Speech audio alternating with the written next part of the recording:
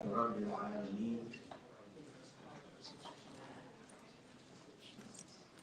Allah's name, the merciful benefactor, the merciful Redeemer. Welcome. We are grateful for your presence this evening at the 14th annual Reflections on the Legacy of Imam W.D. Mohammed. We are grateful to be celebrating 14 years of this gathering.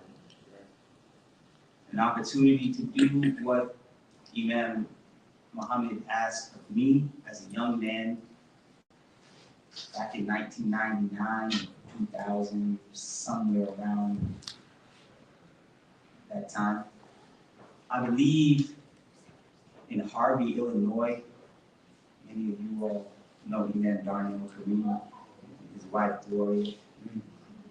I was a young man, not quite as many graves. 51 now. I was probably somewhere in my 20s when he said, Rahman might have been there, and many of our friends sitting on the floor, that in body there will come a day where I might not be with you, that I will not be with you. So give me a good future. So give me a good future. And I don't think, if I can speak for my friends and others who heard those words, that I've ever forgot those words. And so when many years later, the announcement went out that Khalil Abdullah had been named the assistant dean for Muslim life at Princeton University, I remember reading the announcement. Someone on the committee, the hiring committee, mentioned that he was a student of Imam W.D. Mohammed. And I remember immediately knowing this was really about Imam Khalil Abdullah. That I was here, not recognized by my own experiences and love for Imam Mohammed, but the recognition of others, of his worth and his value. And so we're really grateful to be able to say 14 years of celebrating his legacy, of doing our best to give Imam Mohammed a good future, a body to continue to live in this world, and the spirit.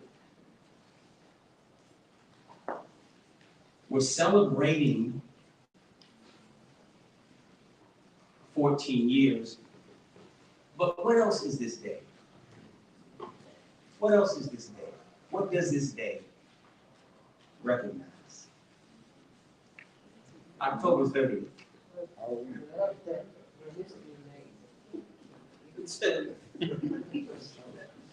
What is October 30th?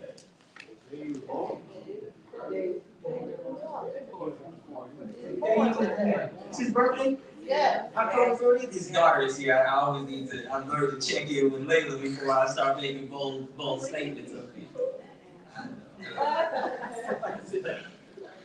And so we moved what was typically in the spring program to the fall, partly for logistical reasons, and as Ramadan continues to become more and more part of the spring semester, we've decided to move our gathering moving forward, at least for the foreseeable future, into the fall, and we can recognize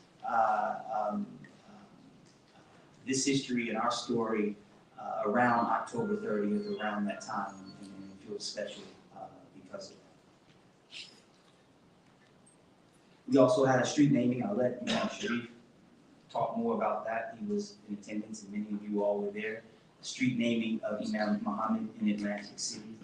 That, again, is something really wonderful to celebrate on this day. I want to acknowledge many of you, those of you, as I said, who have made the time to come and be with us. I want to acknowledge Layla Mohammed, Imam Mohammed's daughter, and certainly she stands on her own as a voice for peace and for reconciliation, and for women's rights, and an advocate for our young people, a poet, all those things. I could go on and on. Obviously, Imam Sharif and his wife, Sultana, who helps in so many ways, seen and unseen, to hold our communities together. Our new Muslim Life Program assistant, Lina Al Mufti. I don't see her because my mind is running too fast and maybe in the back. But we want to thank her because she's really responsible for creating the space for us to be together tonight, and we want to thank her. We want to thank our students who have made time out of their busy schedules to be here. Here. We want to recognize him, the other imams who are here, who have traveled. Thank you. We'll wait to introduce our guest, Rahman Khan. Here's what I want to do, and very, very, very, very quickly. And if you don't know our guest, Rahman Khan, you may know his father, Ali Khan. Anyone know his father, Ali Khan? When you begin to hear our guests speak and share, you'll really know that saying that the fruit doesn't fall too far from the tree.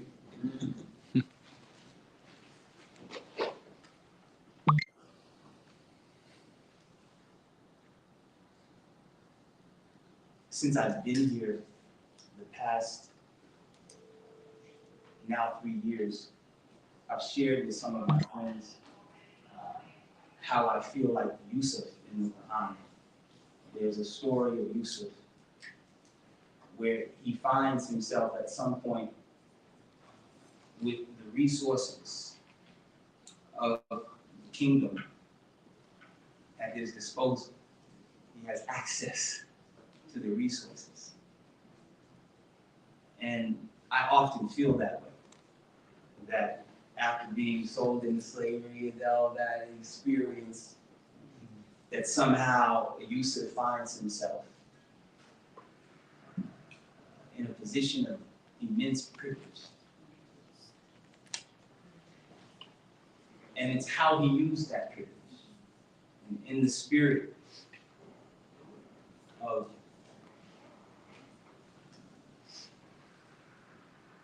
Yusuf, that I hope that I can be giving and generous with the opportunities that I've been afforded, really as your child. Many of you, as I was saying with a smile on my face, may not have remembered me when I was like this, walking around in the conventions, right, that we would go to, right? But many, many years later, here I am, hoping to give back and make space and make room for your stories, your voices. When we talk about Imam W.D. Muhammad, for me, it's much more than books. It's much more than lectures and khutbahs. It's much more than Ramadan section transcripts. It's really the lived experiences of his students and how they've embodied those teachings in their everyday lives that speak the loudest to the world. The text and the books and the people who will come and they'll study them or they'll read them, but it's really the everyday person, not just the imam or the teacher, who really embodies Imam Muhammad's teachings. And so we want to really take advantage of having you here now going into our third year here, of making this more than just a talk, a lecture, because you know us, right? We like to talk, right? Really wasn't like, you know. And begin to invite each of you into the conversation. Many of you who have experiences, who have spent many, many decades in Newark or Trinity or Philly or New York, wherever you might have experienced our community, to begin to tell your stories. And so it has long been the hope of Imam Sharif and my predecessor, Imam Sahib Sultan, to add the archival piece to this project. And so what we're hoping is that we begin to invite many of you to share your stories, where our students will have the opportunity to come and be with you, to sit down with you, to share your stories, for us to put a camera in front of your face or a recorder and learn from you. We want to be able to begin telling your stories. We hope that you will invite us at some point into your homes and go into your basements, find stuff even you don't remember, you haven't, right? We want to do that because it's important for our students, many of my students who don't know this experience, don't know this history, to have access to it so that they can see themselves and their stories and our stories. I'm gonna close in just a moment. But we invite you to do that, and you'll see sign-up sheets will go around. We'd love for you to put your name and your number and your emails and your information so that we can begin to reach out to you and organize this effort. Princeton is waiting for us to put something in their library, in their archives, and we can create an exhibit and a museum quality presentations. We have the resources, we have access to that. Now we just have to think together about what that looks like and how that feels. And I know we have enough just in this room to start that work. And so that's been my hope, that's been my aspiration. I hope that we can begin to move us forward in that direction. I am at your service. So I know many of us have expressed their interest in that. I'd like to, as we close and we begin to bring Imam Sharif, just to play a very quick game. I'd like to quiz you if that's okay. If I could ask you a few questions, very quick, to get us to walk down memory lane a bit, and to get you to start thinking about the memories that we want to get from you, and to begin to think about your notes, begin to think about what material history you have as we begin to sort of walk down memory lane. Who was here last year? We were in a different building. Who was here last year? Do you remember who our speaker was? He was from Houston, Texas. Who was that? Dr. Wazir Ali. Dr. Wazir Ali, right? Dr. Imam. Imam, Wazir that's right. Ali. That's right. He's pulled in a lot of directions. Yes. Who was, so that was 13. Who was 12? Close, kind of close. Who was 12? A sister, that's real close. That narrows it down. Dr. Fatima Fanusi. Dr. Fatima Fanusi, right? Okay. Who was the 11th year, the 11th annual? Just so we can see the breadth, you know, the quality of Nope, not yet. He said me. Nope, not me. It was in a weird time. It was the pandemic kind of time, right? So it was virtual. Who was our virtual speaker? 2 people, actually. Yeah, it was Precious. No, I'm sorry. It was Anissa. Okay. You cannot say anything. She's the assistant at the basket. She knows everybody. Anissa Dewan. You all know Sister Anissa, right? Yes. And who else? He's a doctor. He's a professor. Professor Frazier. Rahim, right? 10th anniversary. Oh, way back. 10th anniversary Imam Mohammed was the Imam of the age. That was what he called it, Imam of the age. Who was on that panel? It was a panel, right? Anyone?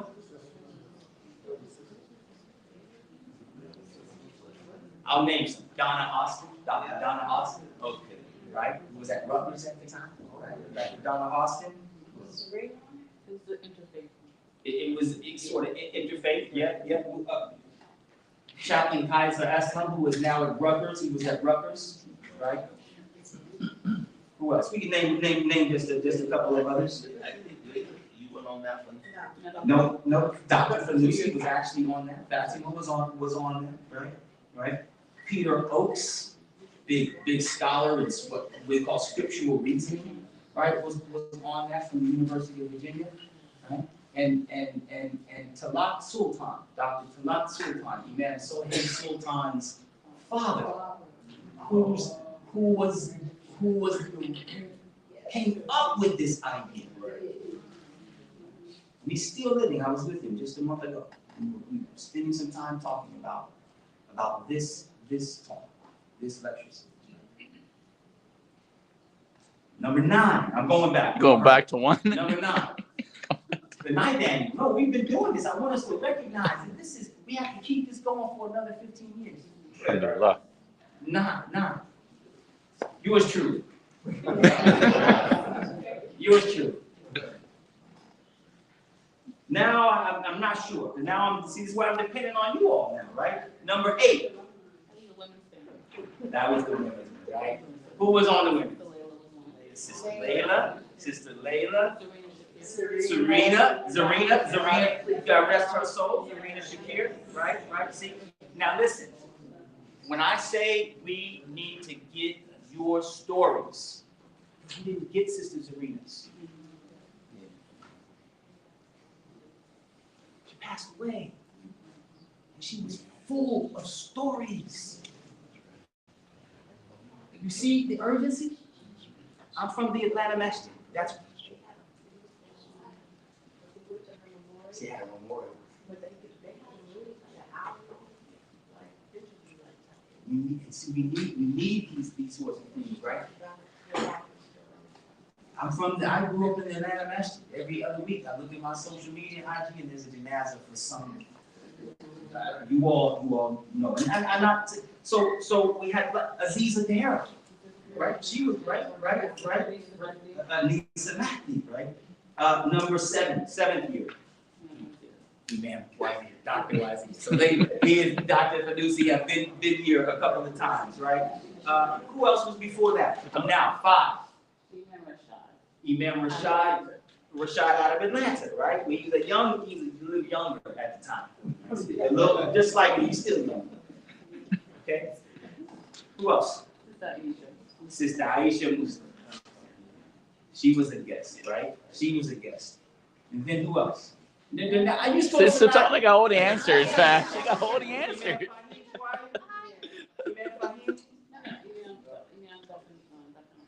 Dr. Nasser Ahmed.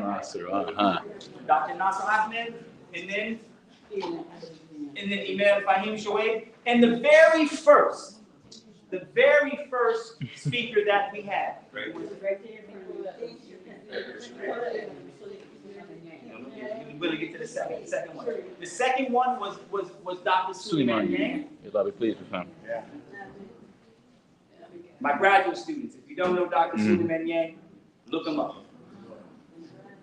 And see what he said about Imam Mohammed. Mm-hmm. Yeah. He was the second. He's big, right? Perhaps even bigger than that. First speaker ever of this series is your beloved W.P. And I'm giving the Honorable Elijah Muhammad. We'd like to invite our beloved Imam Sharif up to introduce our speaker. We thank you for your time. We thank you for your patience with me. We're grateful for your presence. Thank you. Takbir. Allahu Akbar.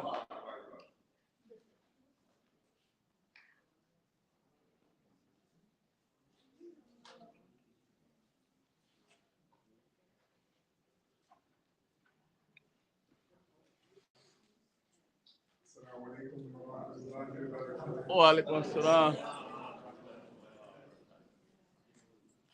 Alhamdulillah, Alhamdulillah, Rabbil Alameen. The praise and thanks belong to Almighty Allah, Lord, cherisher and sustainer, guardian and evolver of all the systems of knowledge. A'udhu billahi minash shaitanir rajim. Bismillahir rahmanir rahim. Nashhadu an la ilaha illallah wa nashhadu anna Muhammadan abduhu wa rasuluhu. Wa khatamun nabiyyin sallallahu alayhi wa sallam. وعلى آله وصحبه أجمعين ثم أما بعد.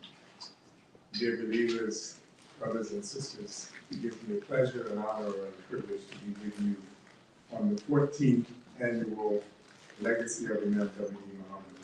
Takbir. Allahu Akbar. I had no idea that we would really be 14 years, right? And it's hard really sometimes to even grasp that we've been blessed to be able to do this for 14 years. But the reality is that it should go on for 14 centuries. Right.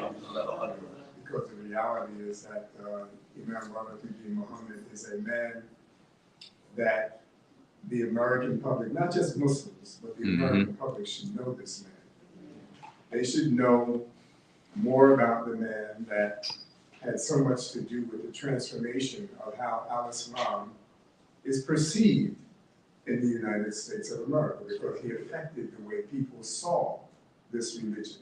And he affected the way people understood this religion, not just from the standpoint of us being students of Imam Muhammad, but the reality is that he taught us how to model what the Quran is supposed to teach us.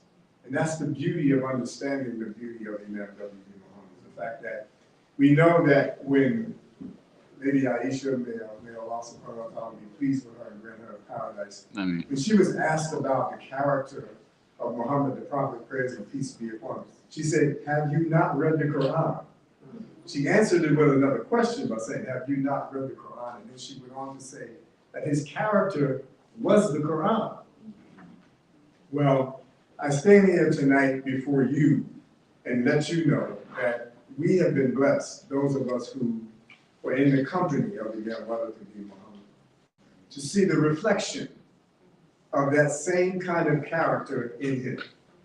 Now, we weren't living at the time of Muhammad the Prophet, praise and peace be upon him, but we were living at a time when we saw a reflection of what that character looks like in human form.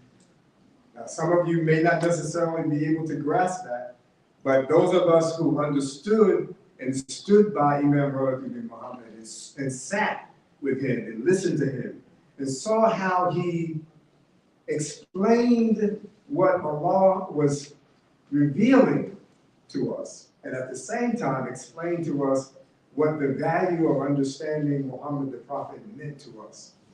And then he went on to explain the value of why this message is given to people who had formerly been enslaved. And I think that is an important part that we need to understand. Who would ever think that a former slave would be recognized by Princeton University? The descendant of a former slave being recognized by the most prestigious institution in the United States of America. Understand that Princeton got its name, I believe, because it produces the leadership in the United States of America. You know, Princeton is a place that produces leaders, right? So the reality is that here we are in a place that produces the leadership for the United States of America, for that matter, for the world. And here we are recognizing the leader of our community, Imam Muhammad. May Allah subhanahu wa ta'ala forgive him and grant him Ameen. Ameen.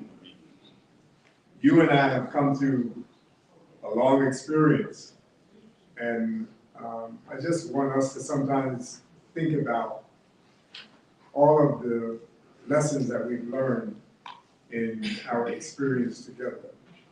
You know, I heard Imam Muhammad's first lecture in 1973, before he became the leader of the community. In 1973, my sister and my brother-in-law, who were leaders in Philadelphia, gave me a cassette tape Some of you might even know what a cassette tape is, but all right. Gave me a cassette tape of Imam Muhammad's khutbah that he gave in 1973. And I was in my car, and I listened to this tape, and it brought tears to my eyes because this is what I embraced Islam for. When I heard him speak, I heard the voice of Islam that I had been looking for since I came into the temple at that time. I heard the voice, someone explaining our Islam in the way that I had always wanted it to be explained. And I'm saying to you today, if you have not heard Imam Muhammad teach, do yourself a favor. Get a recording. Get any khutbah, any lecture get any lecture that he has given, and just listen to it. And then after you listen to it again, because you gotta listen to him at least 2 or 3 times in order for you to really absorb the substance of what he's saying. So now we have the second generation in Rahman Khan, our dear guest speaker. He's the second generation of followers. He's the son of Ali. And it'll be really, for me, it'll be a blessing to see the second generation of our community talk about Ali. And at the same time, he is a man, and I'm just going to read his bio so you can get a small glimpse of the magnitude of his background, his skill sets, his capabilities, and why it's important for us to have him speak about Imam Muhammad in this day and time. Rahman Khan is a seasoned executive in strategic philanthropy, external affairs, community engagement, and diversity and inclusion. Rahman currently serves as Vice President of the Community Impact for Charter Communications Spectrum, leading its national strategy, philanthropic, and employee engagement programs. In this role, he develops and executes the company's plans to improve communities. Rahman held numerous roles in both the private and public sector in Charlotte, where he spent more than 20 years before he and his family moved to New York. We're trying to get him to move to New Jersey now. He also served as Associate Imam, prayer leader, head of the local Dawah promotions team for a brief time, resident Imam. Moreover, he volunteered his time in many local and national Muslim communities efforts, such as the National Young Adult Association.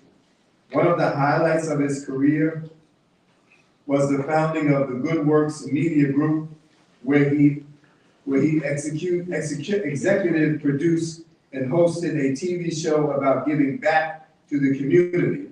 The program Good Works with Rahman Khan aired on PBS station WTVI and focused on guests such as Hill Harper, Dr. Cornel West, Anthony Hamilton, Susan Taylor, Malcolm Jamal Warner, Tyrese, Ailana Vezant, and the late Honorable Winnie Mandela, and more. He also was the architect of the Good Works Youth Awards, which paid tribute to teens who made a difference in their communities. Rahman received both his BS and NED from Florida A&M University. He also is a graduate of NAMIC's Executive Leadership Development Program in University of Virginia. Rahman is a sought-after speaker, program host, and facilitator. He has been a presenter on behalf of Charter to the Democratic National Committee and the FCC Communications Equity and Diversity Council, the National Urban League, and the company's External Diversity and Inclusion Council, consisting of leaders from national civil rights organizations and corporate leaders. He also has an alumnus of Leadership Charlotte, a development programs for corporate and civic leaders. Rahman has received numerous personal and professional honors, including 2022 NAMIC National Luminary Award, the Ujamaa Cooperative Economics Award from ASCC3 in St. Louis, and the Corporate Luminary Award from Better Family Life in Cleveland.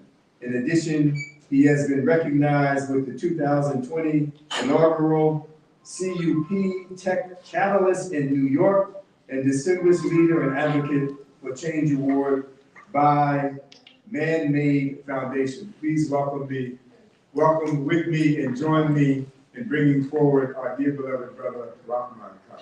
Allahu Akbar.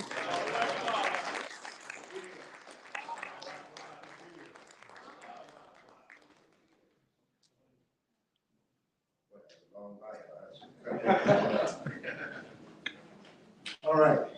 Assalamu alaikum. Wa alaikum assalam.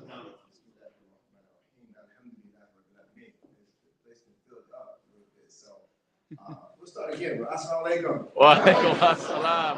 Now, I know it's getting late, right? This has been a long day, long weekend, and some of y'all need a little bit more energy here. So I want to make sure when we say assalamu alaikum, we give it some real life, right? Real life. So we're giving the greetings of peace. Because if I was talking to different folks around the country, if I was talking to folks, I might say, hola, ¿cómo está? Right? Tell folks who speak Spanish, might speak Spanish here? All right, okay. Or we might say, bonjour, ¿cómo allez-vous? For our French speakers, right? Or to folks from Italy, we might say, ciao, right? For folks from Russia, we might say, привет, здравствуйте. Or folks from Germany, we might say Guten Tag. Or folks from Israel, or Jewish, we say Shalom. Or folks from the Middle East, we might say Kayfa Allah. Or folks from East Africa, we might say Jambo. Or folks from India, we might say Namaste. Or folks from the Philippines, we might say Kumastaka. For folks from Thailand, we might say Sawadee Krab. For folks from Korea, we might say Annyeonghaseyo. Folks from Vietnam, we might say Ja Ba. So folks from China, we might say Ni Hao Ma. For folks from Japan, we say Konnichiwa. Hajimemashite, Yosuku, Watashi no name wa Rahman desu. Or to folks from Australia, we might say like life. To those folks who grew up in DC like I did, or in North Trent. What's up, y'all? What's up, y'all? I see y'all. But since we amongst friends and family and believers, I will again get some light from y'all and say, Assalamu alaikum. Wa alaikum assalam. This afternoon, we are so excited to be here at the #1 institution, Princeton University. I really appreciate an invitation from my brother Khalil Abdullah, my good friend for quite a long time. We've worked with each other and done work with each other across the country. Also, Imam Sharif, we appreciate the invitation and our friendship. And to all the respectable people, the honored people. You know, in the Quran, Allah tells us that we're all born honorable, right? To see you honorable people and to see the students here, right? Raise your hand if you're a student. Raise your hand if you're a student. Okay. All right. Raise your hand if you're passing class now. My son, I have to give a special shout out to my son. He's down the road at Temple University studying finance. We're really, really proud of him. He's his senior year. When I say passing, I'm like, yeah, you feel me passing, man. But we're so proud of him. He is passing. He's doing very well, and he's already gotten an offer for his post-career in finance. So we're super, super proud of that. Yeah, alhamdulillah. Yes. We finished paying tuition. Alhamdulillah. Allahu Akbar. My beautiful wife is here, Sister Anika Khan. She's the real finance person in the family. She is an accomplished. And she is so low-key, so I had to be her PR person. She is an accomplished economist, right? She was one of the few black women on Wall Street, studied in economics, teaching people about labor and teaching people about non-farm payrolls and going all across the country speaking. She's been on CNBC and NPR and Bloomberg and every place else. So she's the stuff, right? She's the stuff right there. So, I use the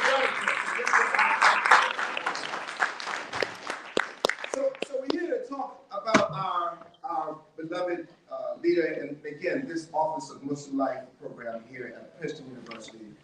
Sister Lena and all the other wonderful staff and volunteers that are here created this concept and thought about this topic on service and the common good. Sir, and when he said that, when Khalil called me, I said, no, that's, yeah. He said, I said, no, not me, brother. I'm not an academic. Academician.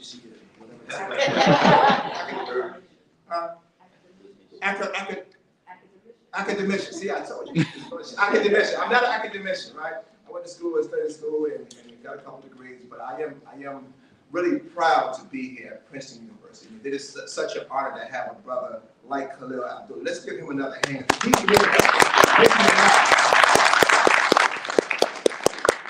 not only that, we get to talk about our beloved leader, Imam Mohammed. W.D. Muhammad. W.D. Muhammad. Wallace D. Muhammad. Whatever you want to Google them and search for. Search any of those, right? And look them up. And look with a pure heart and a clean mind. And look up and see what he has done for us here in society. When we talk about service and the common good, the Imam lived service and he was the common good. He lived service, and like I said, we have his daughter, his granddaughter here as well. He lived the common good. I'll tell you, I was, and this is from our religion, we know this, which I'll go back to. But I remember the Imam, he traveled all across the country, but he was about service. He was about service. And I remember a picture, Sultana, of the Muslim Journal, right? And in the picture of the Muslim Journal, I saw the Imam. He was serving people at the dinner. Some of y'all may have been at the dinner. He was serving pioneers. I mean, this is a world leader, right? He was one of the most, they claimed him one of the most influential people at the time in the world. He was going to visit the Pope. He was going to the Senate and giving invocations to the Senate. But here he is at a dinner where he could have been saying, serve me. He's picking up a plate and asking the pioneers what they wanted, serving them food. I remember at the Ramadan session, we went to the Ramadan session in Chicago, young man, we all went out to Chicago, and he would speak for hours and hours, and I don't know where he had the energy from. And just speak, hours and hours, and we taking notes, and I'm tired from taking notes. I said, you gotta be tired from talking. But he said, we're gonna go visit like this halal market over there, right? There's a halal market in Markham, Illinois. And the man would spend all day speaking during Ramadan. And he would come, and I remember, and again, this is a humble man. This is his whole persona, and what he stood for was about service. But I remember he would drive in his little green Volkswagen with a little bug. Nothing fancy, little green bug. And he'd be looking like, where's this person they call the Imam Muhammad? Even if you saw him in the crowd, you'd be like, that can't be him. He's too modest. He's humble. He comes walking in. He's like, no, because most people, they come in walking like, I'm the man, right? Like the man, he come in humble. But I remember after that Ramadan session, he would put on an apron and come work. When a young man come work. And I was witnessing myself. We were in Charleston, South Carolina. He was speaking at a university, USC, University of South Carolina. And there's an audience like this. It was an audience like this, big audience. And they took a break. They had a man speaking. They took a break at a panel. The man went to the restroom. So me and another brother escorted him to the restroom. It wasn't a big security type thing. We escorted to the restroom. The man came out, and just like Sister Sultana was sitting here, and it was a senior person who couldn't get out of her chair. The Imam was in his 60s then. The Imam got down this low just to speak to the sister, right? Just to give her some love and some attention, right? Just to show him that I respect the service that they have given to the society, to the community. But isn't that the approach of what a Muslim is supposed to be? Our Prophet Muhammad, sallallahu alayhi wa sallam, and the prayers and peace of Allah be upon him, he constantly said that we have to be of service. He said that we are to give to our neighbors and don't go to bed full when your neighbor is hungry. He said give so much that his companions thought, right? Y'all know this story. They thought that they would be the inheritance. He thought that the companions said, well, the neighbor's going to be the inheritance because we keep giving to them, right? And the Prophet, as our Imam has was a mercy, right? A mercy to all the worlds. A mercy to all the worlds. But that's what we're supposed to be, right? Yes. A mercy. When they see the Muslim, when they see the human being, I don't even say the Muslim, when they see the human being, they should say, that's Muhammad. That's mercy. That's service. That's compassion. That's love. When they say God is love, we say, yeah, God is love. And we want to exhibit that by showing that to the common man. That's what we should be doing with the service. Allah tells us in the Quran, as you all know, He says that we are to enjoy what is right and forbid what is wrong. Enjoying what is right. What does that mean? Enjoying. Like, that's one of those unique words that we only see in the Quran. Like, nobody ever talks like that. Hey, I'm enjoying you. Right? Nobody talks like that. But in the Quran, in the translation of Yusuf Ali and others, it is like to join in what is good. To be a part of what is good. To be a part of what is right. Right? So when we see like somebody doing good, we shouldn't like, oh, they're doing good, but I'm going to just do my thing. I'm going to go pray. Yeah, I'm going to go pray. What you should do. But we don't want to be like they were in the Malcolm movie. They said, y'all Muslims talk a lot, but y'all don't do nothing. What y'all going to do? Right? We're in a doing faith. A doing deen. Right? A full way of life. Of giving. Right? Of acting. Of doing something. Right? Doing something with our hands, or speaking to God with our tongue, or hating at least in our hearts. That's how we enjoy what is good and forbid what is wrong. So in my career, I always think about Imam Mohammed and that statement of giving us a good future. A good future. What is that? And he didn't just say give us a future. He said giving us a good future. That means he wants us to do good and be good when giving that future. So in my career, I've always thought about doing good, being good, trying to do something that will make him proud. Trying to do something to make my father proud. My father passed 14 years ago. Make him proud, right? And so I've always wanted to help people. I wanted to help people. So I started my career in education. I went to school for business, went to grad school for education, and I went to school. Once I finished my degree, I said I want to help people. So I went back to grad school, like making a lot less money, as educators know. But I didn't want to do the corporate thing. I said I'm just going to help people. So I started my career as a school counselor, an elementary school counselor, with a master's degree, making $22,000 a year, with a wife. And then my sister and my niece moved in. So 4 of us, yeah, right. Don't do that, brothers. If you got a college student, don't move your family in until you're good. Right? Make sure you're good. Right? Don't do that. Don't do that. My wife is the family down. Yes, right. But no. So wanted to help people. Wanted to help young people. Give them an example. Let them see somebody doing good. Acting good. And when I got to the school, of course there weren't many men at the school, they got a chance to see me. But what I did, I took those boys and created this little men's group, and I said, we're gonna go do service. They said, well, that's not what we want. We want to play basketball. Yeah, we can play basketball. Well, we're gonna do some service first. We're gonna go to the men's shelter, right? And do some service, be some service, right? And then I was doing some work in the community. I was involved with some nonprofits and volunteering some things, and even with my nonprofit, we were doing service. We were giving out scholarships, working with other groups, but it was about service. And somebody from the central office of the school district said, hey, I want you to come down for this other role. And I was like, no, I don't want to do that. I love working with the young people. I get a chance to impact their lives. I want to be about service. But they said, you can help more people. And I said, oh, okay. So I moved down to the central office, working with elementary school students all across the school district. That was good. That was good. And then a few months later, somebody said, hey, well, we got this position that you can help the whole school district. It was a diversity role that you can help people learn about different types of people.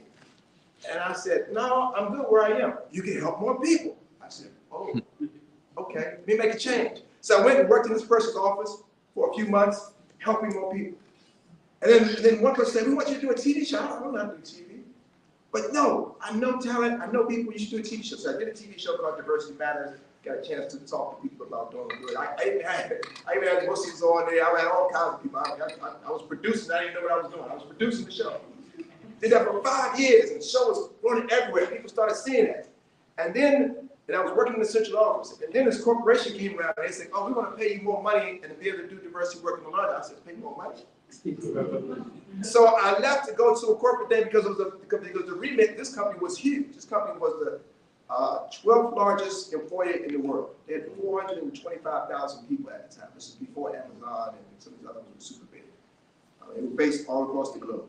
And they said, well, when you come to this country, we have this community project we want you to lead, but also you need to go present on it in Paris the first month. And I said, what?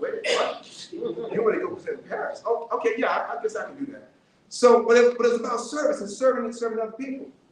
Then I went back to TV. You heard Imam talk about the TV opportunity.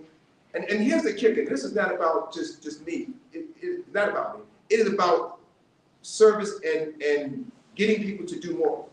When I did this television program, I had 3 segments of the show.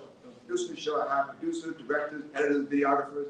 And when we would come on the show, we would be like, sister, once you give me like a 5, 4, 3, 2, 1, just give me a point. Give me 5, 4, 3, 2, 1. All right? Are we good? We good. Okay, give me 5, 4, 3, 2. Give me that. You said Yeah, just do that. Okay, let's do it again. Let's do it again. All right. Okay, let's go. okay. Hello and welcome to Good Works. I'm your host, Rahman Khan. We're here with a special day here at Princeton University on a great show about W.D. Muhammad, reflections on service and the community good. Are you glad to be here today? Yeah! So we start our show, we talk to different people, but the people we talk to, and you heard some of the names, what we would do, we would ask them about what they were doing that was about being good. Right? All about the good works they were doing. And I chose that name specifically because y'all know why I chose the name, right? So I chose the name Good Works. So they would come on, they would talk about things they were doing to help people, and you would hear people like emotionally charged. Mm-hmm. I asked this actor, Boris Kocha, who was on there, and he was talking to me about the stuff he was doing. And I say, man, but why are you doing this work? He said, oh, because I'm supposed to do it. I said, but your daughter has spina bifida, and you were taking the extra time to raise money for that. And the guy, he was almost in tears. And then I talked to Winnie Mandela, right? And she was telling me about all the things that had gone on in South Africa, and talking about her husband and 27 years he spent in prison, and what her mission was to do good, right? And you know, she led South Africa. Hill Harper, one of the guys, same thing. He's running for Senate now in Michigan. Mm-hmm. Dr. Cornel West, many of y'all know, professor, he's now running for president. So if anybody want to run, you just let me know, right? But one of the most significant and memorable guests was a woman named Ellen Johnson Sirleaf. Ellen Johnson Sirleaf was the president of Liberia. She was the first woman president, not only in Liberia, she was the first woman president on the continent of Africa. And she came in and she had Secret Service around her, and I couldn't tell, I was, we like serious. But we did research on her, and we talked to her about not only what you were doing, this is the key question we asked. Why? Why do you serve? And every guest had something a little bit different. Some of them were said, because my mama told me, right? Grandma and granddad told me about serving, right? Some people said their faith compelled them to serve. And I loved it. And I would bring that out, and my director would make sure she zoom in, right? Their faith compelled them to serve, right? Someone said, I think one said, my grandmother was passing away. And she said the thing that she remembered, she wanted them to do is to serve others, to serve others. But this is about what we're about serving others, right? About making a difference, about making an impact. So I did that show for several years, went back and joined the corporate side again. And now, about 7 years ago, I transitioned to a new role where I get a chance to lead a social impact effort, a community impact effort for a Fortune 70 communications company. And we get the chance to create like opportunities. We have one program where we're working with people who just, our employees nominate nonprofits to receive awards. And nonprofits can receive $1,000, $5,000, $10,000 for them giving food, clothing, shelter, etc. to organizations. And if you can imagine, I'm leading my team there, we're getting nominations, and you all would believe this, about last year, about a year and a half ago, I get this application, and we're reading through this application, and one of them says, Masjid Bilal of Cleveland. Masjid Bilal of Cleveland is applying for a grant so they can do digital literacy work in their center, right? I remember Clyde Rockman, Yes. and this community there, right? And this beautiful masjid we had, and they had a room. And so I got a chance to go there, and they didn't know I know them, of course. And now we got a chance to go there. This is about digital inclusion. Give them some laptops, gave them $5,000, help them with some other types of things. And then the masjid, we're going to some elected officials, or a city council person, and a state representative. The masjid is giving them Qur'ans. Man. And they were so happy. They were so happy. Right? But it was about service. It's about service. I get a chance to lead that program. We've given out 200-some grants in the last few years. Another program, we donated $9 million to nonprofits across the country, impacting over 100,000 people, 30,000 digital education classes, giving out over 13,000 devices with laptops, et cetera, Chromebooks, et cetera.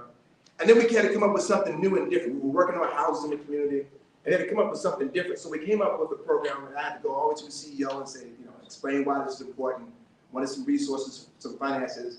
And I said, people want to help themselves, right? They don't want to be dependent on others, right? And as service, and I'm thinking about service, I'm thinking about what Islam has taught us, what our leaders taught us, and wanted to do service. And I said, people want to be able to help themselves get to a better situation. They don't want to have to wait on the government or depend on the government or depend on even on the masjid. Like the masjid is trying to do everything, right, Imams? Right? But they can't do everything.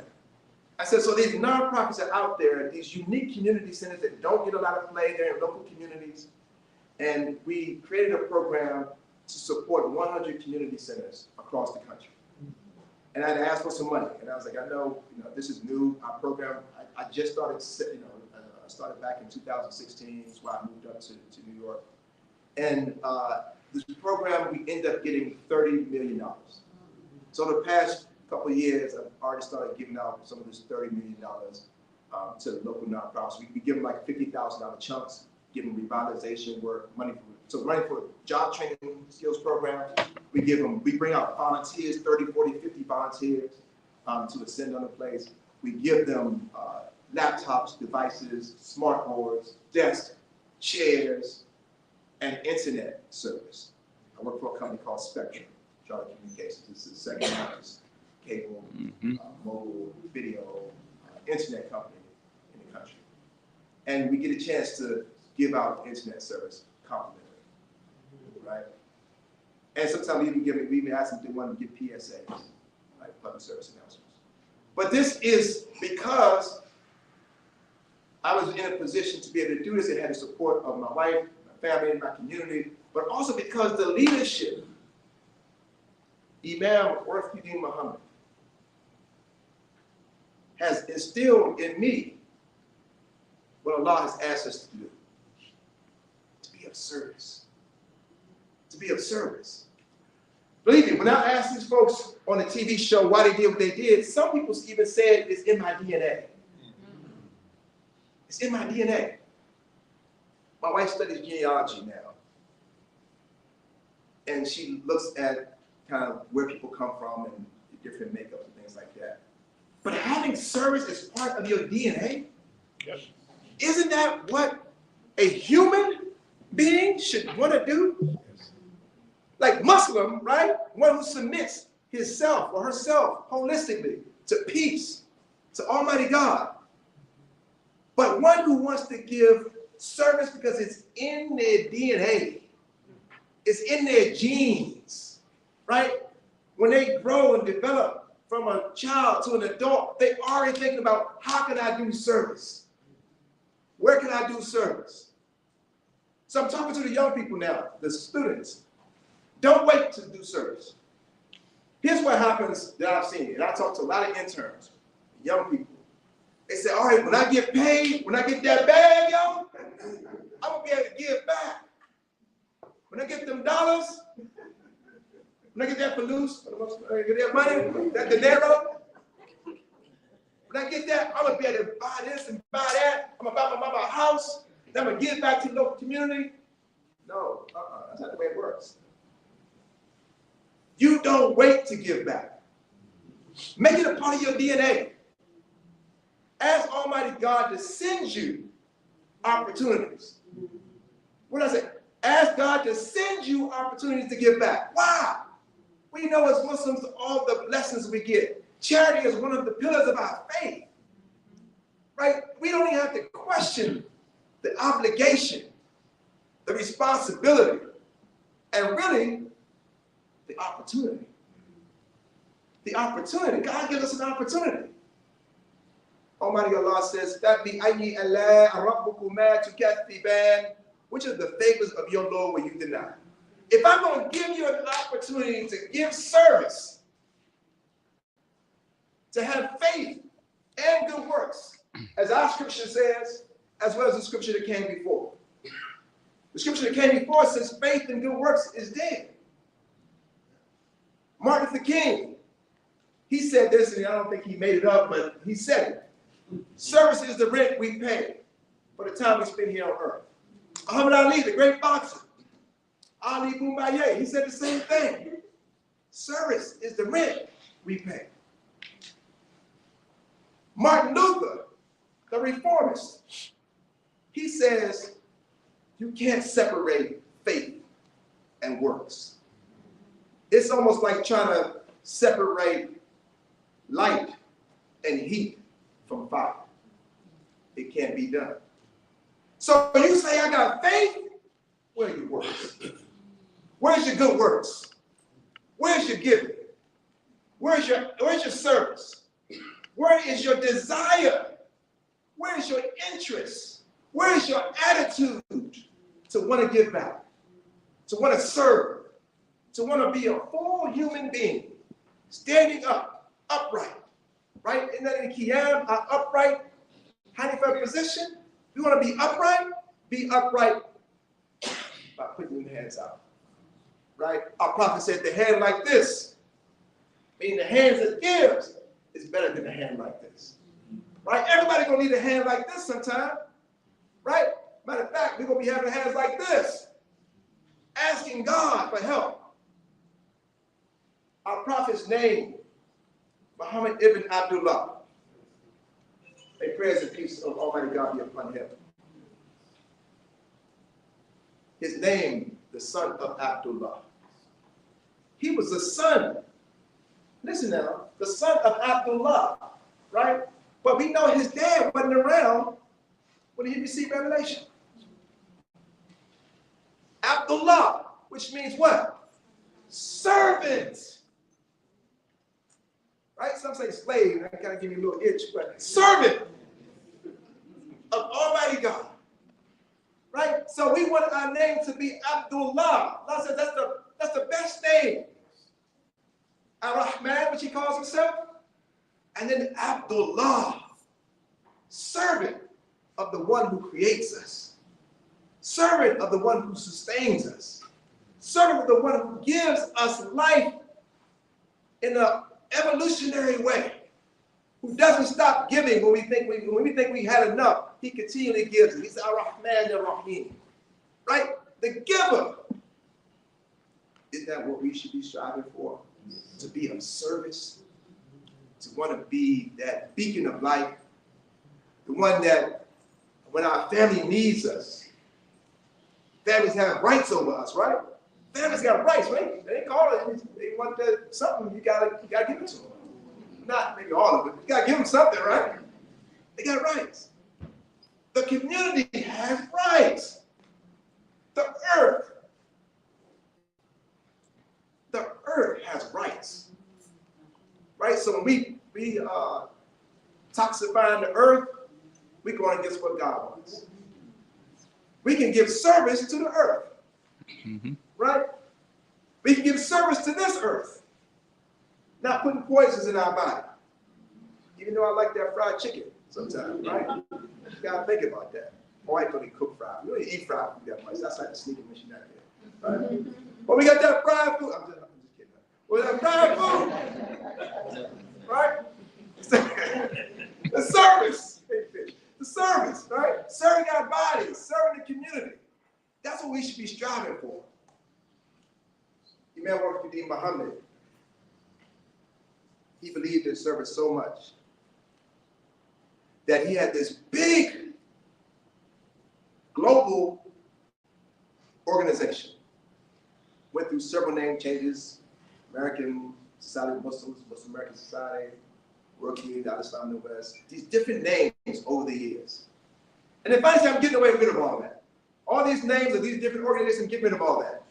But the one that he did keep, the one that he created, that he took to him until his death, was one called the Mosque Cares. The Mosque Cares, right? And the symbol, the mosque, the place that we go pray. We put our heads on the floor. We ask God for everything there. That sacred house in all of our communities.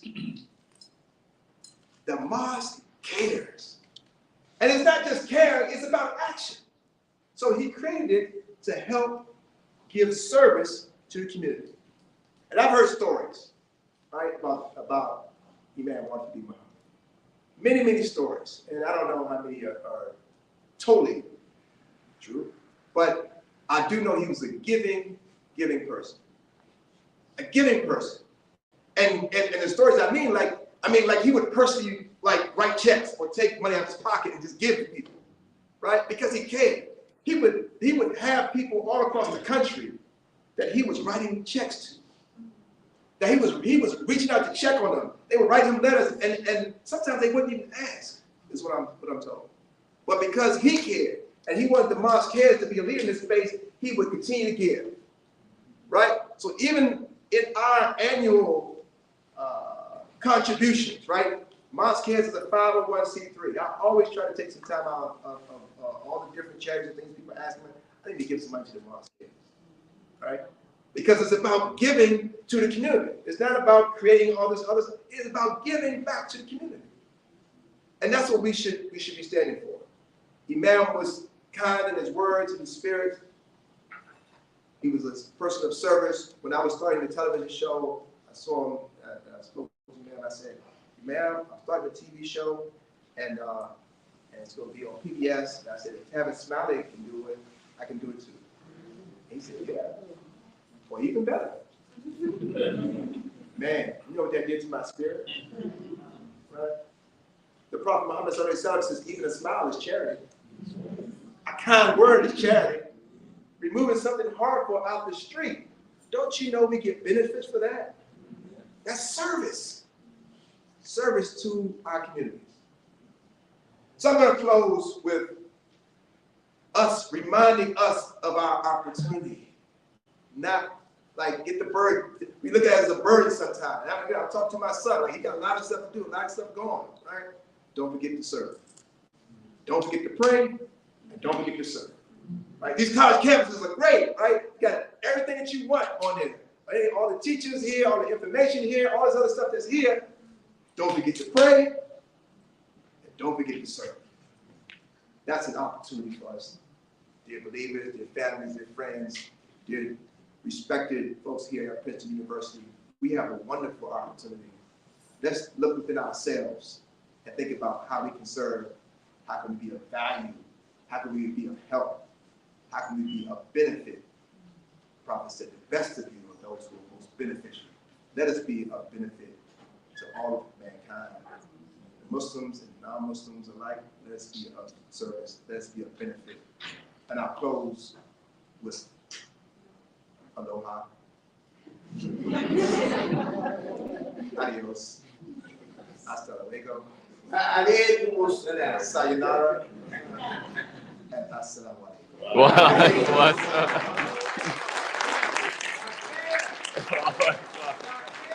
Allahu Akbar. Allahu Akbar. Let's offer our guest another round of applause.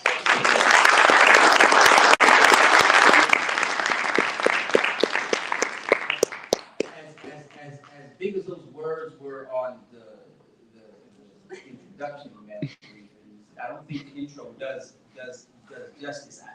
Something his wife told me when we were together last week. You said he's the hot. You can say it in the right way. He's the highest ranking. Can you finish that for me? Because I think this will give you some sense of who we just. No.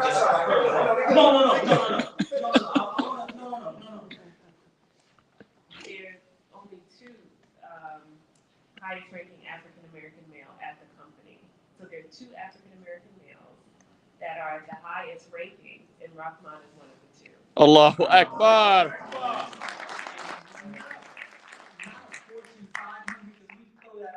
Fortune 500 companies, it's Fortune 70 companies. So, No. I wanted to just make one correction to myself because all of you came as a result of invitation that, of course, Princeton University, Brother Imam extended as a result of us working together, but also there was a lot of background work that went on. And I want to acknowledge my sister Shay. Where's Sister Shay? Please stand, Sister Shay.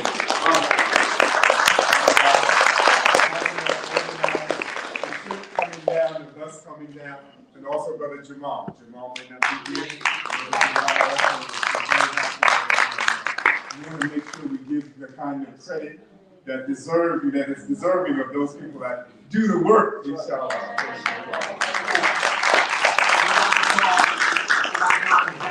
If that's okay, just to take some questions. We want to just give you some opportunity to ask some questions, and hopefully he'll share a little bit more of some of the work that he does day in and day out, and give us some sense of how he continues to find ways to give back, even to his professional. So thank you. And if you haven't had an opportunity to sign the World History, please do so. We'd love to make sure that we're in touch. Yes, ma'am. Wa alaikum salam. How is it being in such a big private sector company, or just even working on your profession, your private sector career, as somebody that comes from comes from a minority background? How is it integrating the culture, moving up, to face any backlash, and then also I would also want to emphasize some of us come from very safe communities, and there's a certain way that we talk, a certain way of certain opinions that we openly share, but we can't share in more conventional spaces. So did you face culture shock? Interesting. Thank you. Again, it's an excellent question. I started off, like I said, in the public sector, in education, in school, working with little kids. Hey, Mr. God, Mr. God. That was my life. I think that was going to be my life. My mom was an educator, my father was an educator, and eventually a businessman. And it was different, right? You grew in the culture, and it's about the money, right? And it's about people too. But you're in these corporate jobs, just like you got a small business, you got to get some return on your investment, right? They're looking at shareholder value. They're looking at revenues and returns and bottom line, looking at net profits, right? Reducing expenses, right? And increasing profitability. So all those things are there, and even though people are important, it isn't important in as much as that kind of why they figure they're there. And some companies are better than others at it.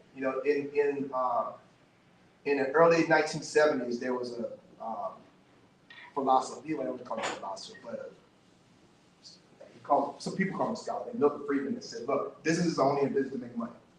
About 6 or 7 years ago, Larry Fink, another person, said, "Hey, business got more to do than to create shareholder value, but have opportunity to make social impact and make change." So that is there.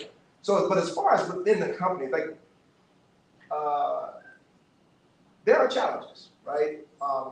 But it's not insurmountable challenges, right? You kind of know what's there. Sincerity, like I remember a man one time said, religion is sincerity. Like I try to be sincere, right, and be a good person, and people respect that. Like we have functions all the time where there's alcohol in it, right? People like, oh, come take a drink. Like, no, I'll drink. Oh, okay, all right. Right. I had one company I was working for, and it's time to pray. Right. Fortunately, I had an office I could close my door and pray. I remember we were in a meeting, we was finishing up something, we was standing all the way talking. One person said, hey man, it's about your time to pray. Right. Because they expected it, right? They raised their level of expectations from us. Like they might be wilding out. They might be wilding out, right? But they know that you're not supposed to wild out. So they'll come and ask you. Matter of fact, that brother eventually took his shahada. Allahu Akbar. He saw me and then he started saying, hey man, I want to go to that mass shit. I used to live in New York, man. I knew the brothers up in the nation, man. Let me go to the mass shit with you one time. Went a couple times. He called me back. He moved, called me back a year later and said, hey man, I took my shahada. I was almost in tears, right? But people see that and see the opportunities that are out there. But it's tough. I mean, the people's freedoms are protected, right? So if you're in Kumar, like it's protected. It's 20 years ago, not as much. My wife was in the corporate world in financing, in business, in banking. It was tough, right? And after 9/11, it was tough, right? But it's gotten a lot better. Both in her company and in my company now, there's a wellness room. On the door it says wellness room. But what it's for is for people who are sick, people who need a break, women who are pregnant, maybe nursing, and people who are going to pray. So I use that room whenever I need to go pray. Put the little lock on the door. In fact, I see the Muslims, we meet each other outside of there. Oh, hey, I don't like it. We go there and talking about Ramadan in the hallway. You know, so that opportunity is there. So it's changing. Like the culture, it's changing for some of the worst ways, but it's also changing in some better ways. But we have to be vocal. We have to serve. People got to know we have good intentions. We got to stay sometimes in our own community. They're like, oh, they don't really want to be a part of this American fabric. So they're less likely. But if they see that you out serving, like we have brothers and sisters coming out and doing service projects with us, right? That's valuable. And I was flying back from Florida yesterday. I stopped through Charlotte, and I found where the chapel is. And I'll give you this really quickly. I found the chapel, that the room is probably big as this like little square right here. In there, there's a cross on one wall, and there's like some chairs and some meditation stuff on some Bhagavad Gita from the Hindi, I think it's Hindi book. And then the other one, they got some prayer rugs, and they got things that says Kibla right on the wall. So I go and I said, oh, I got an in-between flight. I can go off a salat. I was so excited. I go in there and I see a pilot in Ruku. Oh, man. I'll tell you, I saw a pilot in Ruku. I said, I wish I was on his flight. I got right next to him. We like off the salat right there. And he finished it before I did. And he had the rug here. He moved the rug. Right. This was 3 days ago. He moved the rug and turned it kind of sideways, and then left. I was like, man, what flight were you on? It's gone. So that was 3 days ago. Coming back, the same thing. I said, oh, I got a little bit of time. Went upstairs, offer prayer. I'm in there making. Some woman comes in there. I don't know what her faith is, but she was like, I said, I hope it's not going to disturb you. She was like, no. And she sat on the side there, and she was kind of meditating in peace and prayer.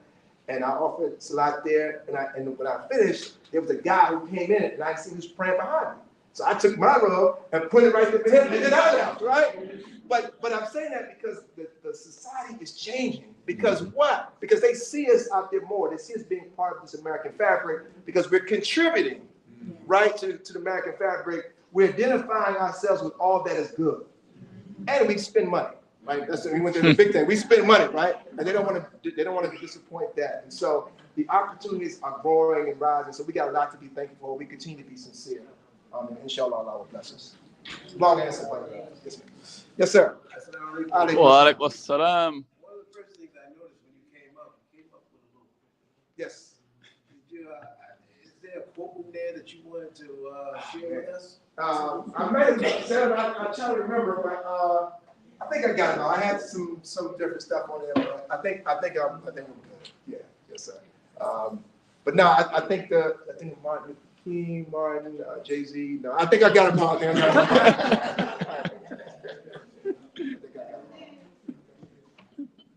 all. Other questions? Comments? Questions, comments?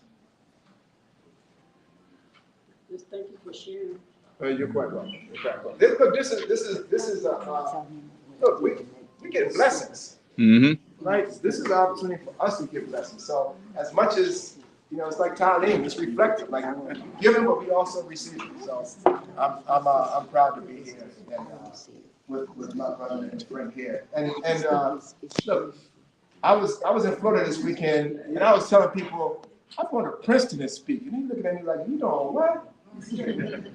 Like I said, I'm being in Florida next week. I was in Denver 2 weeks ago, in Kansas City a week ago. Going to Raleigh, North Carolina, get a chance to go visit different missionaries and see different people. But to come to Princeton, I want to reflexively, man, I want to be Mohammed. I love it, brother. We love you, man. Love him. So some of you all may not be as familiar. You're like, why do you keep talking about this man? Like, what is this? Who is this guy? Right? His character and his disposition. And if we stopped there, we would have a great man. But his knowledge and what he taught us kind of matched up with that. And historical perspective, being the son of a person, we're at Princeton University celebrating a man whose dad had a third-grade education. That's right. In Georgia. That's right. A third-grade education in Georgia is like kindergarten in Princeton.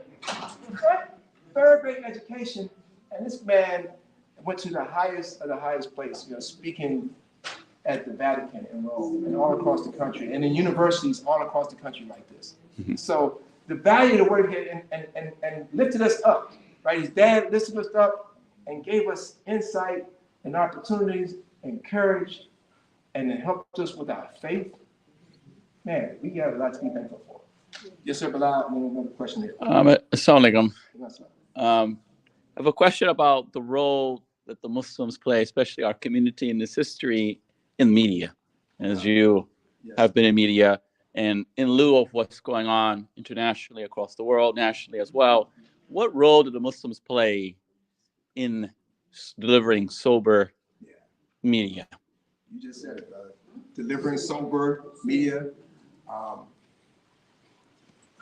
unbiased media. Media is a business. Media is a business, right? My company carries this mix. I'm not going to talk about them, but it's a business, right?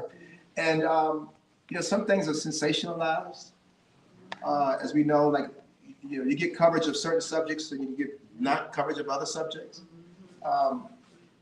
We got to have more media outlets, right? And we got to have more friends in the media. It's strategic. Strategy. When I could have named my show Bismillah with Rahman Khan. I didn't. I named it Good Works with Rahman Khan. I went to the news station and pitched it to the PBS affiliate. I pitched it. She said, I love the concept. Why? Because it was universal. Right? Al-Islam is universal. The concepts is universal. Like when I talked about people doing good, I didn't have to say an Arabic word not one time. But I would always close the show with this. And I was like, thanks for coming on the show today. See us next time on a show that promises to be all good all the time. And then peace, right? All good all the time. Right? That's what Muslims should be about. Right? That was strategy. Right? And even like I have people on both sides of the aisle, right? Saying, oh, this is great. Like this is what I want to be about. Like people that was in faith, people that was in business, they all wanted to be here. They started calling me, right? And say, hey, I got somebody I want to be on the show. And I was like, where's your publicist? Right? And it was a great opportunity. Great. Alhamdulillah. Yes, sir. I like to just make a comment. Okay. And assalamu Wa alaikum. alaikum salam. Thank you for the program, okay, of service. Okay. And I'd like to comment from my little perspective or understanding is everything you're saying is a reflection of Prophet Muhammad Sallallahu alaihi wasallam. of service. The living word of Allah, Quranically given to Rasulullah, is life. So to me, that's like cleansing or purifying the contamination that's in the world, right? And the law, okay, is carrying us through this journey. Okay, so the Muslims and God-conscious people, that's kind of emphasizing the Muslims making their prayers, okay, that when we're making our prayers, we are contributing to, okay, purifying the contamination in the atmosphere. Mm-hmm. Yes, thank you for that. And Muhammad the Prophet sallallahu alaihi wasallam, you know, he was a generous man. You know, he was an honest man, generous man. He didn't have much. They say he slept on like a little, like I don't know, we wouldn't even have that in our houses, right? It's like a meager type of thing. Not because he was poor, but because he was generous. It was the opposite of that. And the more he was giving, the more people came to Al-Islam. The more he provided service, right? More people wanted to come to Al-Islam, right? And so, and he can give all the sermons and khutbahs and everything else and halakha sessions. He did all that all he wanted, right? But if it wasn't for him doing service, Allah knows best. We may not be where we are today, but he gave, right? I mean, he was like people would say, what prophet? What are you doing? Giving away? We just gave you this, and he would give it and give it right back, just like Imam, right? I witnessed it, right? In the car, Imam, somebody giving him a check. Thank you, brother. Appreciate you. Man said, thank you. And you give it right back.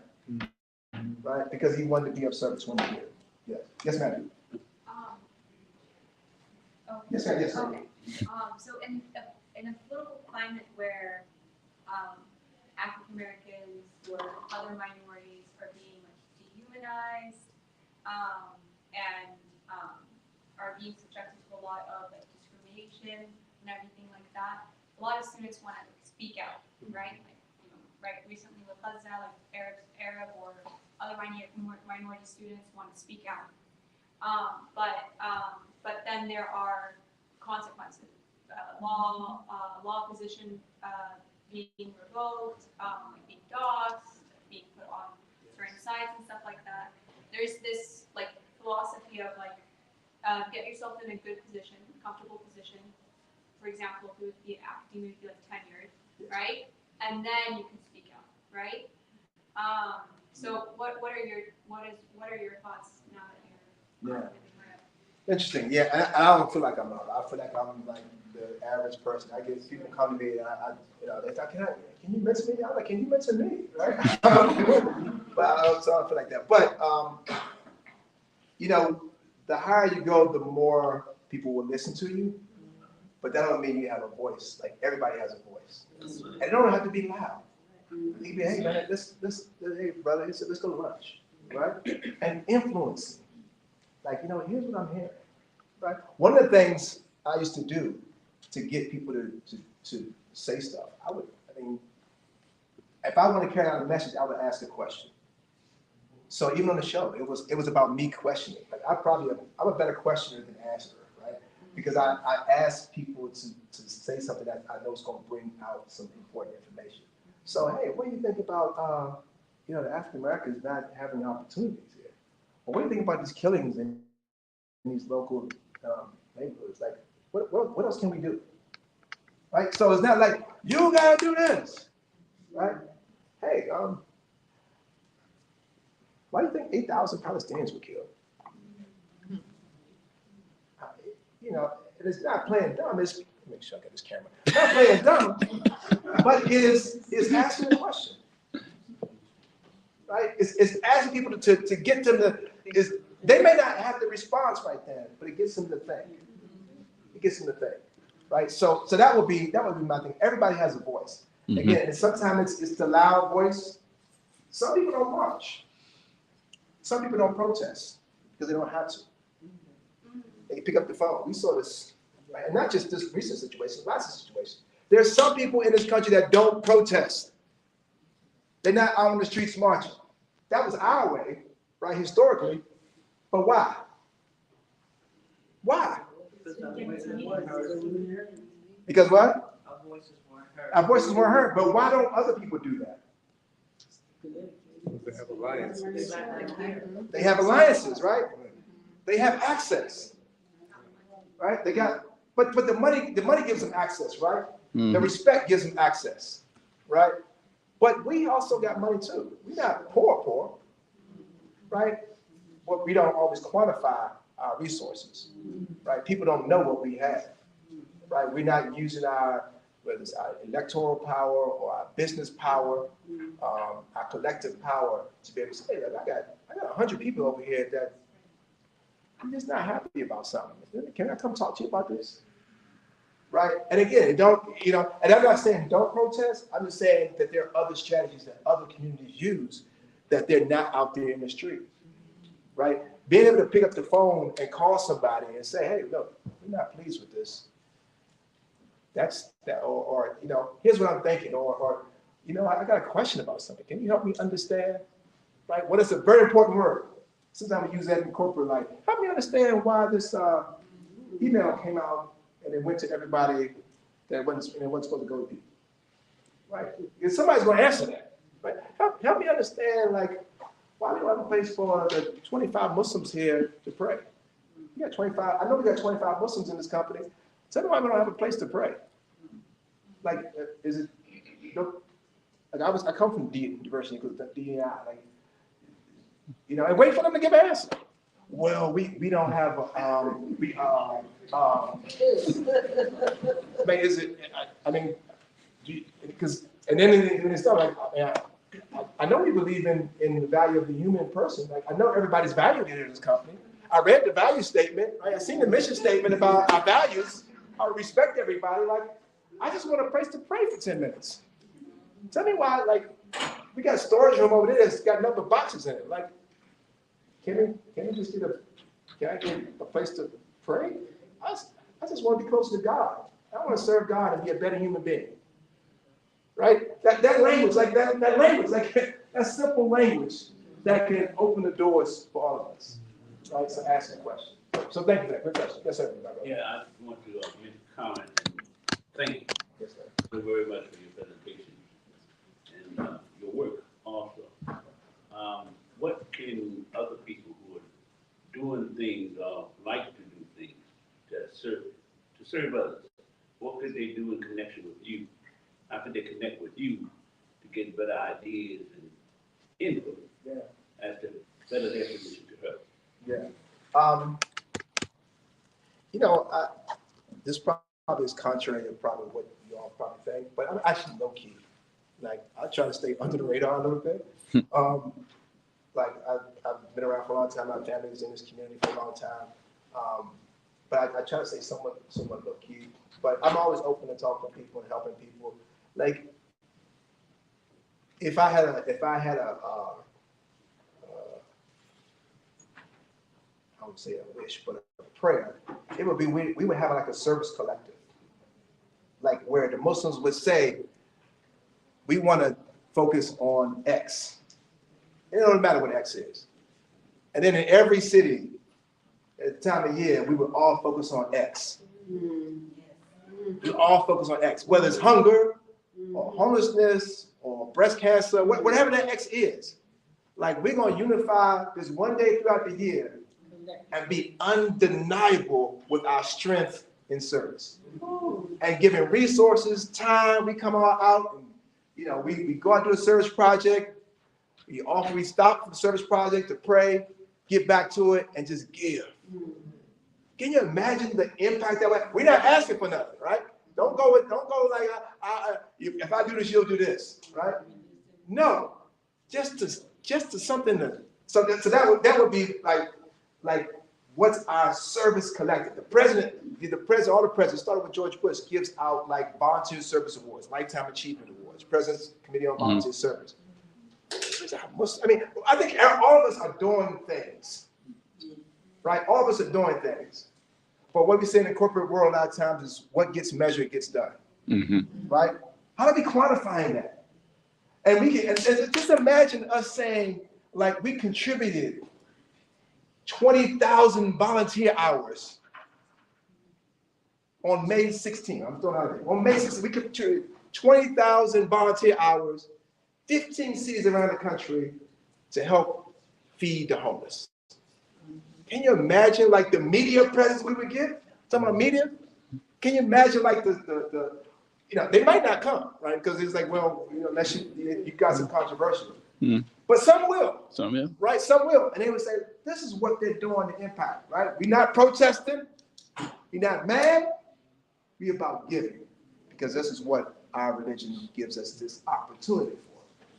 So a long story short, but so that's kind of what we would do. My company, we have, and I can get information on the company, what they do. I just have a personal commitment to this. Like whatever I do, it doesn't matter like what company I work for. I have a small business. Many of them, I know you get the nice shirts with the small business. Everybody's small businesses, which in itself could also be something that's becoming a lot more popular now. Mm-hmm. And then look at the tax codes and everything like that. It's called a social enterprise. These are businesses that make money, but they make money because they do service. My father had a cookie company called Champ Cookies. He did it with Muhammad Ali, right? Mm. And his company, his company was about. He was a lieutenant in the nation. He was also running a bakery back in D.C. But he loved baking, so he created him and another partner, three of them. They created a cookie company called Champ Chocolate Chip Cookies. And they used to have T-shirts and things like that said, "I'm selling CCC, not PCP." Right? Mm. Trying to get people off the street. Mm. Muhammad Ali was on the band, and Muhammad Ali held up a belt, and in the middle of the belt, it had a big cookie, right? And it said "the greatest." They had boxing gloves on there. Muhammad Ali was his business partner as well. But the real thing about it wasn't about the cookies. The cookies was just the byproduct. The thing was helping young people on the streets of Southeast DC, a few blocks down where my dad grew up in the projects. Right, able to take these kids who were being inundated by drugs in the crack city, the murder capital of the country at one time in the 80s, taking these young kids and giving them opportunities to learn about business. Right, the Girl Scouts cookies, that's a business. Mm-hmm. It seems like a nonprofit, it's a business, mm-hmm. But it's a social enterprise that they're doing. So people now are creating, what can I do to create something that's going to help people, but that can still make money, right? And it's happening. You Google social enterprise, you'll see all these wonderful things. You're like, oh, I didn't know that was a social enterprise. But that's what it is. And even the tax codes are changing so people can say it's not a nonprofit, so you're not right, you can get money, you can't write off like a tax thing, but it is a for-profit business that's created for the good of the society. So that's the opportunity. If you got a business, think about like if you whatever you sell, like if you're selling like that jacket right there, right? You're selling the jacket, but the real mission is to help teach people sewing skills, right? Or to help teach people business skills, finance skills. Like what's the financing around putting together a jacket, right? What kind of resources, what kind of tools and skills do they need to put together a jacket? I'm gonna sell these jackets, but I'm gonna have these young people, give them an opportunity to learn how to sell, right? Learn about fabrics, right? All that, those kind of things. Like even CPC was a for-profit business. Yes. Right, but it was to help the economy. It was helping us, right? It was helping us create more businesses and more opportunities so we can give more back to the community. So check that out as well. Inshallah. Yes, sir. And we're gonna close. I know Khalil's looking at me. Getting late. Yes, sir. Yes. Walaikum salam. So I just wanted to ask about an earlier point you made. You said don't wait to serve. Yeah. You're talking about like some of these kids used to know that like they say I'm gonna get my money up and then I'm gonna serve. Yeah. And I think that's an important message. Like, cause I know a lot of people here, a lot of people everywhere really say the same thing. People at Princeton say the same thing. Yeah. So they're gonna be rich, right? A lot of the Princeton, who was at Princeton again? Raise your hand. I'm gonna need to hold something in a little bit, right? I get a little, make that money. You can get nice jobs, right? Making 6 figures, right? And some folks are gonna wait and say, I don't have time to serve, I don't have time to give. And they're gonna say, once I get that job, that second, third, fourth job, get that raise, and then I'm gonna start giving back. Don't you know Allah will bless you for giving back early? That's and right. bless you even more for giving back later. Like that's my strategy. Right? I didn't wait. I told you I was making nothing out of it, but it was about giving back, right? And the more I wanted to give back and stay, kept my intentions pure, inshallah, Allah provided more blessings. So I'm sorry, I stopped in your question or something, man. I mean, honestly, I was just gonna ask you, what would you say to someone who tells that to you? But it sounds like you're already kind of. Yeah, don't wait to give because it's people that need you. Right, you all are getting some skill sets, right? That not just Muslim, but young people don't have. Y'all got some skill sets that people just don't have, right? And so it might be a little selfish if you wait, right? You wait until you get more money. Information, that's a resource. Yes. Right? If you got that money, if you got that information, that's a resource. Right? So I ask people, don't wait to give. Like, take the opportunity to give something, like time, talent, resources, and inshallah, Allah will bless us. Because it's like a wheel, right? And you will fix that. All right. Last question, and then I'm gonna see that. Yeah, just to follow up on what brother Samir was asking, you were just saying in terms of waiting, say tomorrow, promise to know. That's right. So do that. Yeah, that's right. Look, look, my next mission is, and raise your hand, Princeton folks, again. I want to see your hands again. I might be calling y'all in a minute. Not for money. I don't think. My next mission is to help ensure, I'm not even sure how I'm going to do it yet. I want to help young people in our urban communities and even rural communities get advanced technology skills. Not just, and 3 areas I'm looking at, 3 or 4. AI, gaming, Yes. animation, and cloud computing. Beautiful. Right? These are areas that people like my son knows how to play games, but how do you create games? That's right. He knows how to like watch animation, but how do you create the animation? Like, AI is impacting all of us, whether we know it or not. It's taking it's gonna take people's jobs. I put it frank. It's gonna take people's jobs, right? But how do you create the people in the neighborhoods? I want to see like Mustafa and Rasul and Aisha in the local communities learning how to be on the front side of that. So when it's time for them to get to college or even think about college is gonna be coming after them, right? I'm trying to think middle school, even before high school, to get them interested in the before they get in these other, because they're not exposed to that. They see AI, they see Chat GPT, right? That's just one of many that's coming, right? They see it, but how do you create Chat GPT? Like, what's the engineering behind it? Like, break it down to its purest form. Like, what does it mean? Like, and a lot of these folks in these neighborhoods, these communities are these young geniuses. They just don't have the opportunity. They don't have exposure. So my mission to you all and my encouragement and the ask and request is that you all start helping these folks. We want to help people. We want to keep people off the streets and stop the cracking and stop all this other stuff that's going on, this foolishness and the music and all this other stuff that's going on. Give people some resources and some skills and some information that they can help themselves be a better person so they can be a better productive person in the communities. Inshallah. Thank you so much.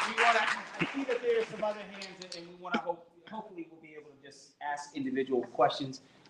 We've invited Rahman because part of our hope this year is that we could really encourage our students to think more about service and civic engagement as something we want to do here and be about at the Muslim Life program here at Princeton.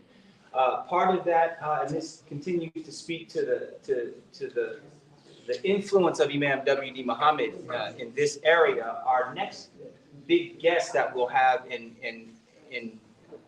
November 9th, November 10th is Minnesota Attorney General Keith Ellison. He'll join us. As you all know, he oversaw probably the biggest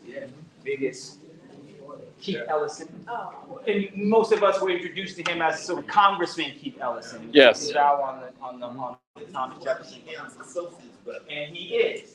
So and he'll be joining us again as a product of this teaching and as someone who's sort of embodying and perhaps oversaw the biggest case in our lifetime, the George Floyd trial and the persecution of that, or the prosecution of the police officer. November the 9th? November 9th, he'll be with us November 9th. Yes. The following week, we'll have another student of Imam W.D. Mohammed, Dr. Intisar Rob, who grew up in Baltimore, yes, and part of our community, and who now is probably one of the most profound voices in academia, but around Islamic law and Islamic ethics and civil rights and American constitutional law. But she came from our community, and she's at Harvard now, one of the big professors at Harvard, and will be joining us November 15th to also offer a public lecture as well. We'll continue to invite people who have been inspired and moved in many, many ways by our leader and his teachings to share throughout the year. So inshallah, we hope that you'll continue to tune in and to see some of the programs we're offering.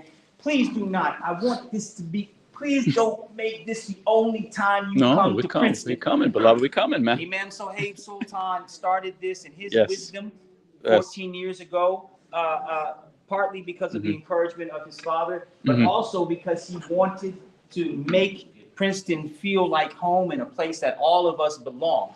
And I just want to continue that and open that up to us so that we feel like there's no invisible gates around Princeton. You're welcome here, and we want you here, and you belong here. If I'm here, you're here, right? And it's really important that I express that to you, right? That if I'm here, you have permission to be here, right? And so I really want to express that to you. Rahman will be joining our PACE Center for Civic Engagement staff tomorrow because we want to take. I like joining, we're hiring you away, but he's going to be sitting down with our PACE Center for Civic Engagement and folks at the School of Policy and International Affairs to help our staff and our faculty and others think through service and what that might look like, and help us think together about ways we can better engage our students and our community in service. And so he's already shared a lot of wisdom and a lot of ideas. Let us work together to be in service to humanity. Thank you so much. Assalamu alaikum. Wa alaikum assalam. There are meat pies in the back for anyone who wants to know. There's tea, there's cookies, brownies, some baklava. Please make yourself at home. Rahman.